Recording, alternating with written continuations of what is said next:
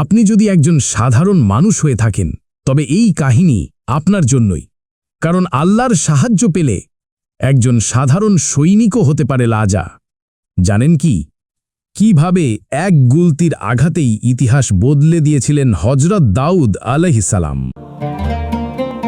আল্লাহু আকবার, আল্লাহু আকবার। বনি ইসরায়েলের সেনাপতি ছিলেন তালুত।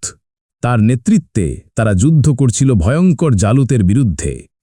জালুত ছিলেন বিশাল দেহী শক্তিশালী যোদ্ধা, যাকে দেখে সবাই ভয়ে কাঁপত। কিন্তু সেই সেনাদলে ছিলেন এক তরুণ, নাম দাউদ আলাইহিস সালাম। তিনি ছিলেন এক সাধারণ সৈনিক, কারও চোখে তখনও বিশেষ কোনো মর্যাদা পাননি। যুদ্ধের মুহূর্তে দাউদ আলাইহিস সালাম গুলতি হাতে এগিয়ে গেলেন। আল্লাহর নাম নিয়ে তিনি গুলতি ছুঁড়লেন, আর আশ্চর্যের বিষয়, সেই এক আঘাতেই বিশাল জালুত মাটিতে লুটিয়ে পড়ল। এভাবেই আল্লাহ তার বান্দাকে সাহায্য করলেন। মানুষ বিস্ময়ে স্তব্ধ হয়ে গেল।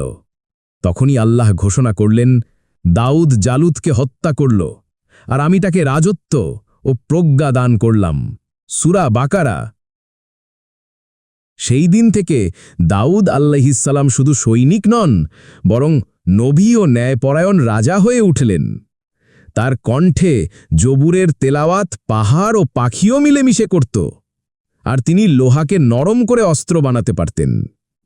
আল্লাহ তাকে দিলেন রাজত্ব, নবুয়াত আর সুবিচার করার প্রজ্ঞা।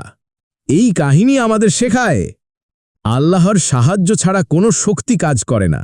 কারো অবমূল্যায়ন করবেন না, হয়তো আল্লাহই তাকে মহান মর্যাদা দেবেন।